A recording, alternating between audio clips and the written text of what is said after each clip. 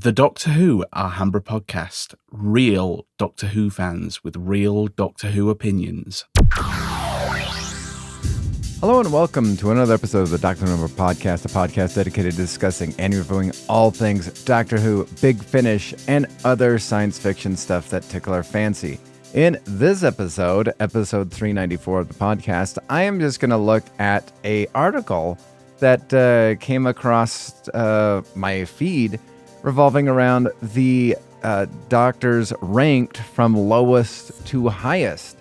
And I only saw the first one because of where it was located in the article and was shocked, I tell you, shocked by what I saw regarding that. I had AI pull up a couple of references, scanning through a variety of forums, Doctor Who magazine, Gallifrey base, and other Reddit stuff to see what they had to say. And it's interesting. It's very interesting. So without further ado, please like, subscribe if you're listening to it on YouTube. Please subscribe to wherever you listen to podcasts. Email the show at alhambraaudio@gmail.com, or you can tweet the show at Alhambra Podcast. DMs are open. All right. Well, so I will have attached in the show notes the article from, I believe it's Who Culture. And for Who Culture being there, I'm really surprised at where the first one, like it's almost, and I will tell you, the AI that scanned a couple of things, they put in as one of the doctors, David Bradley. I have no idea if Who Culture put David Bradley in there, but it's going to be quite interesting to see where it all lies. Interestingly, regarding Reddit mainstream sites, David Tennant, obviously number one with most newer Who fans, followed by, in some polls, Jodie Whittaker 2, and in somewhere within the top 3 to 5 is Peter Capaldi, which is interesting. Matt Smith being at number 2 in most of those polls, because again, these are new Who fans, and so Tom Baker is on the outside looking in. So, and it's going to be quite curious to see where they put some of these previous doctors and where Ncuti lies within this Who Culture news. The Doctor Who readers poll and long-running forum threads of Gallifrey base often emphasizes that classic era stars Tom Baker, John Pertwee, and William Hartnell strongly are on there, while most modern actors, Tennant, Capaldi, Smith, are placed higher. So, and that's just from some of the forums and whatnot, according to the TARDIS fandom, which ChatGPT kindly gave and referenced me for that, as well as another one for Collider. And, you know, we got the caveat that ChatGPT gave me, which is different polls include different sets of rules and have different doctors in them, and, you know, what's currently going on in pop culture.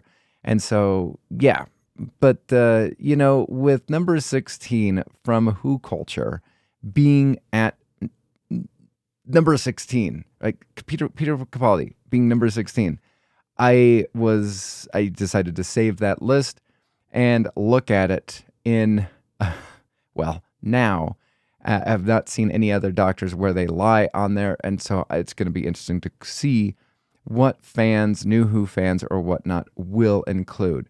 I wonder why, let's see, William Hurt is not on here. They have David Bradley. Is it because David Bradley appeared in 2 episodes? Well, no. Interesting. All right. Well, that being said, now to the article at hand. So this comes from What Culture. It was, I don't see where it was released. Oh, what happened?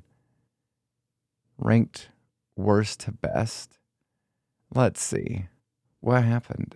It looks differently on my phone than it does now. Let me hit restart. That's interesting. That's obnoxious. All right, there we are. So this is from Richard Lloyd from the 1st of November, 2025. Doctor Who, every doctor ranked worst to best. And it said, once upon a lifetime, life was simple and there was just one doctor, William Hartnell. Then 1965, Peter Cushing played the Doctor in the film Doctor Who and the Daleks. And then in 1966, Doctor was recast with William Hartnell being replaced by Patrick Troughton. For the purpose of this list, we'll only be counting numbered doctors with each incarnation rather than actors counted separately. So 2 David Tennants, but no John Hurt, no Joe Martin. Okay, I can actually get down with that. Of course, it's worth saying that every doctor is brilliant and every doctor is someone's favorite. So don't take this too seriously. Well, it's a list and it's fun. So that's where we have to go. All right, so they start off now with honorable mentions, which is basically the War Doctor. All right, and then they move to, Joe Martin's, oh, come on. And then they make mention of this. Okay, worst to best. Oh, interesting. I thought they, according to my phone, I thought it was Peter Capaldi because they started off with worst, and that was who was on my list. But no, they have ranked Peter Davidson's 5th Doctor as the worst. Now, I find this quite interesting because you pull up many lists, being a Who fan for quite some time, you find that a lot of people, especially because of the whole not nice on the screen strangling your companion, that the 6th Doctor, as played by Colin Baker, would have been placed as the worst Doctor possible.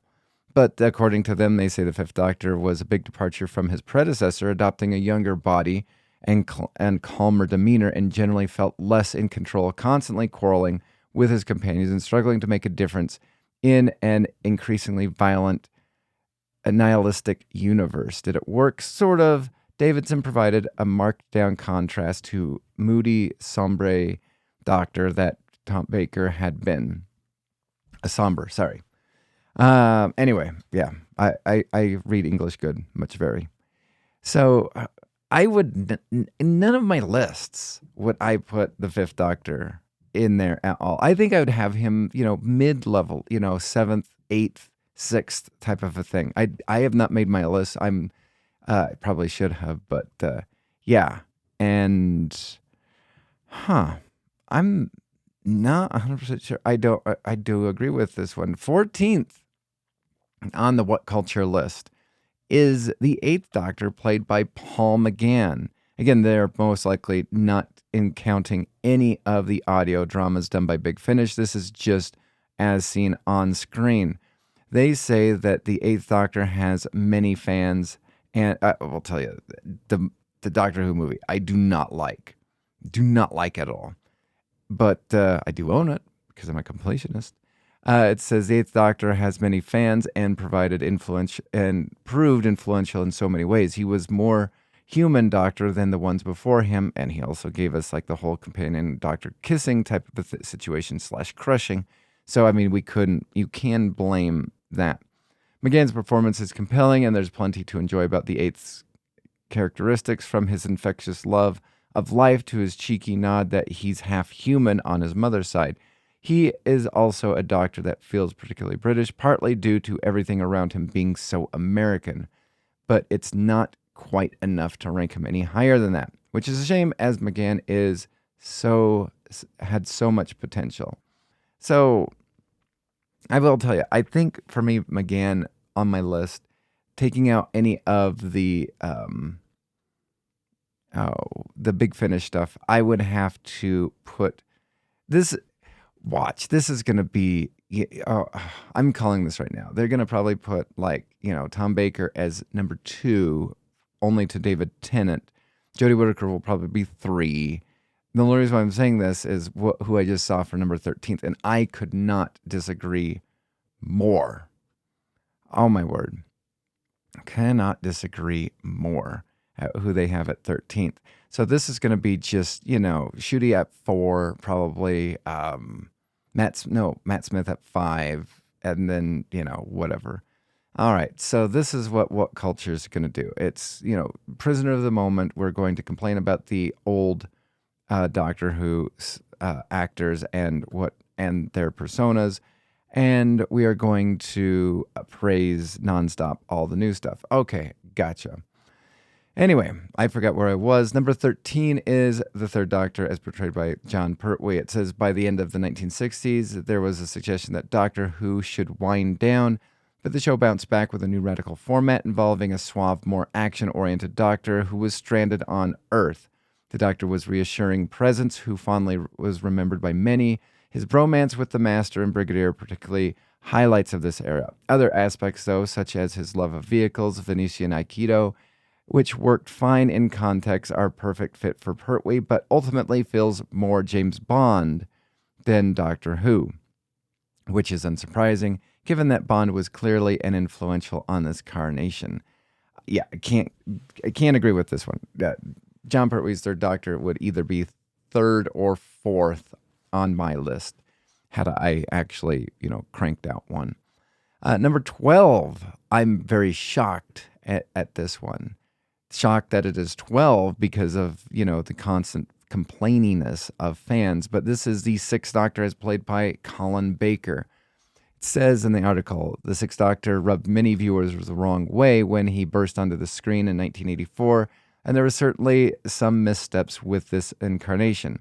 Having him try to strangle Perry was probably not the best idea, even if it was just a side effect of the regeneration. His constant bickering with her does grow tiresome quite quickly, ending his debut story with him telling viewers that he is the Doctor whether you like it or not. Also wasn't a great look. All right. Well, but then you have a lot of articles now that, regarding, Shooty or whatnot, because they're the Doctor whether you like it or not, so suck it.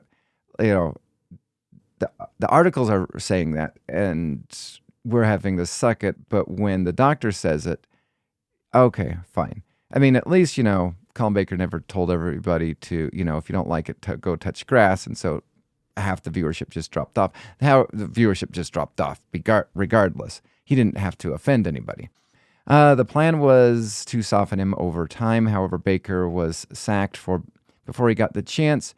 And yeah, you'd think with how this writer started off with this article that Colin Baker his Sixth Doctor would easily be the lowest on the list. To have Peter Davison there, I don't know. One would question whether or not the article actually, the person who wrote this actually has watched any of the classic Doctor Who. Just a question. Number 11, or this was an article completely composed and created and then extended or whatnot from somebody using ChatGPT because there is no reference, because, you'd have to be a fan to be able to understand the nuances of the Doctor. Anyway, number 11 as the best or worst to best ranked Doctors is actually the 15th Doctor, Ncuti Gatwa. It says it still feels weird to say that Ncuti Gatwa is no longer the Doctor, though never officially acknowledged. It is all but confirmed that his era was cut short, and regrettably, not me, we never got to see this Doctor's story culminate as intended, and Gatwa clearly had so much to give. Yes, he has geriatric knees of a 30-year-old man, at 30 years old. Yeah.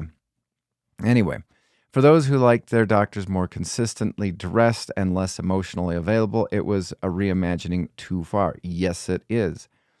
But it was this distinctive take on the role. It was a take on the role that I will give him that. The 15th Doctor wasn't without more serious, steely moments either, with Gatwa raising to the challenge of stories like Boom and Lucky Day, though some beasts such as the Doctors against the Joy to the World felt rehashed. Well, blah, blah, blah, blah, blah. Okay, I feel as though that there's so much more that could be criticized not by Ncuti Gatwa, but by the writer and the writing in his stories. And so I find it interesting that they're trying to. They didn't pull punches for Colin Baker. They didn't pull punches really for Peter Davison or whatnot. But they have him at 11 and they're pulling punches. Interesting. All right. So number 10, as everything gets refreshed, of course, the 10th Doctor. No, just kidding. Not the 10th Doctor. The first Doctor, William Hartnell, is there. This is classic. I would probably put him 10 or 9 in my list.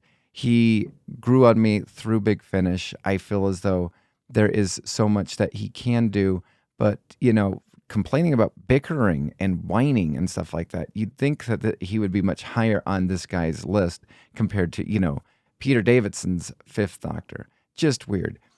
We got number 9, the 14th Doctor. Oh, I forgot that was even a thing. The 14th Doctor, played by David Tennant.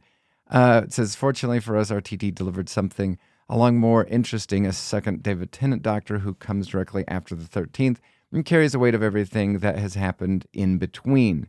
There are traces of the 10th, but the 14th is a very different man, more mature, sophisticated, and relaxed with his emotions. Is he? This idea reaches the climax in the giggle when he is granted more hopeful ending. Yeah, he sits there and he retires and doesn't help the 15th Doctor whatsoever. So, minus the whole plot hole of everything or whatnot. Yeah, okay. Number 8, the second Doctor, as played by Patrick Troughton. I believe the second Doctor probably deserves to be around the 5th in this list, but you know what? According to this guy, it says, arguably no Doctor has had a difficult job as Patrick Troughton did. He achieved the impossible, not only taking over for Hartnell, but became a successful Doctor in his own right, proving that Doctor Who could continue in its title role and be played by other actors. The second Doctor was scruffier and sillier than his predecessor, displaying more rebellious streak and impish glee. However, his bumbling, clownish persona was to an extent a facade to mask the true intelligence and cunning. Yes, which means that he should, and because of the whole monster era, he should probably be ranked a whole lot higher. 3rd, 4th, something like that. 5th at best, but not where they're putting him. Ooh, this guy has the 10th Doctor as played by David Tennant at number 7. Holy cow. Jodie Whittaker's probably going to be number 2. Probably. I mean, I think it's already been determined that it's Peter Capaldi, but I think they're going to probably put Jodie Whittaker as number 2. Number 6 is the 9th Doctor, as played by Christopher Eccleston, who I'm surprised that they're not taking jabs at him because of his one and done season, as well as kind of Christopher Eccleston's personality, because it seems like every so often this guy is not consistent, in my opinion.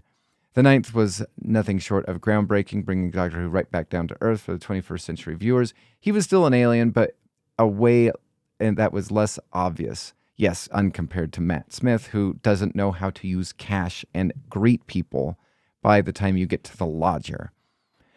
Ooh, this person has the 7th Doctor as number 5. It says, following the sacking of Colin Baker, who could have descended into a complete chaos in 1980s? But against all odds, the show managed to turn things around with a quirky comedy performer of Sylvester McCoy, cast as a more darker and complex Doctor. The 7th Doctor was essentially an extension of the 2nd. Disagree with that. Outwardly clownish, but cool and calculating. I would say dark. Again, the only darker one would probably be, Peter Capaldi. And then it says, it talks about the efforts of scriptwriter Andrew Cartmel to reintroduce the mysteriousness of the character, which is fine, but he wanted to do some reveals, similar to what Stephen Moffat did with the name, somewhat what, Chris Chibnall did with The Timeless Child, and whatever. Number 4 on this list. Can we all just sigh right now? The 13th Doctor, as played by Jodie Whittaker. Jodie Whittaker was facing an uphill battle when she took the role in 2017. Together with Chris Chibnall, she gave the most enthusiastic, optimistic murderous doctor yet, bringing warmth, energy, and humor in spades, and also quirkiness, and also zero personality. Sorry, I added a couple of those. Figure out which ones I added. The 13th Doctor was a beacon of hope at times of when the real world was getting more and more turbulent, particularly because of the global crisis that happened in 2020, okay? Though let down by the writing, yes, Whittaker herself was a joy to watch, okay. She was fine, but the writing, I think it's really hard to divorce yourself from the writing personally. All right, now for the top 3. Number 3 is the 4th Doctor, as played by Tom Baker. Interesting case. So Baker detached an aloof nature as well as unruly curls, blooming voice, and a big grin made him perfect for the role. Indeed, in behind-the-scenes interviews, it is often difficult to work out where the Doctor ends and Tom Baker begins. He wasn't the same Doctor throughout, though. On the contrary, his characterization shifted under different producers, scriptwriters, and from wide-eyed to eccentric to frivolous and witty to brooding and mournful. Yes, thank you very much, John Nathan Turner. But generally speaking, he was a bohemian, somewhat intimidating, and utterly alien. Okay, I think he should be number 2 or 1. And number 2 is the 11th Doctor, is played by Matt Smith. In a theory, following David Tennant was always going to be a tall order, but in practice, the show struck gold with Matt Smith. The 11th Doctor is a combination of unlikely elements: 1,000-year-old Time Lord in the body of a 20-something-year-old with a great big quiff of wardrobe of a university professor. Yet Smith absolutely sold it, serving up the quirky yet alluring performance and single-handedly making tweed jackets, bow ties, fezzes, and Stetsons cool. He did that, and I think he should be about number 4 on this list. And number 1, I thought that this was he was the worst Doctor because that was what they showed me. However, I was given, it's supposed to be every Doctor ranked worst to best, and I was given the 12th Doctor. I concluded that they had the 12th Doctor as the worst Doctor incarnation as possible. That is fantastic, which is actually couldn't be further from the truth. I believe that he would be like 4, 5, 6 on my list personally. They said that following Matt Smith's own departure, Moffat went to the opposite end of the scales, casting in the oldest Doctor yet.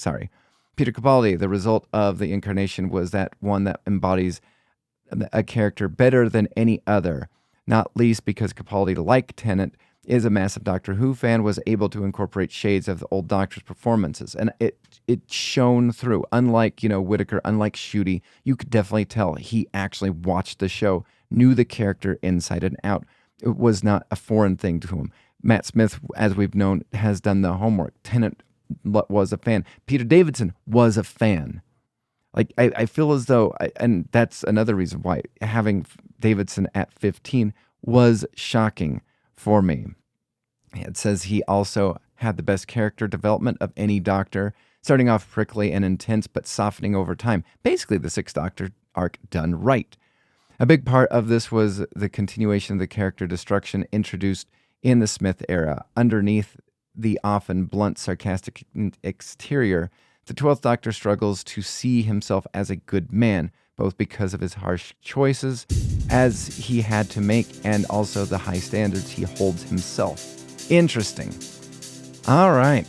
Well, that from Richard Lloyd from the 1st of November 2025 was the every Doctor ranked from worst to best. What are your thoughts about this article? What are your thoughts about my comments? Comment down below if you're watching on YouTube. Email the show at alhambraaudio@gmail.com. That is ALHAMBRA podcast. Or you can tweet the show at Alhambra Podcast. DMs are open. And until next time, I will see you in time. You have been listening to the Doctor Who Alhambra Podcast. Doctor Who is owned and trademarked by the BBC. Doctor Who Alhambra is not affiliated with the BBC or Big Finish. No infringement is intended. Visit our website at alhambrapodcast.weebly.com or email the show at alhambraaudio@gmail.com. Tweet us at Alhambra Podcast. That is ALHAMBRA Podcast. Thank you.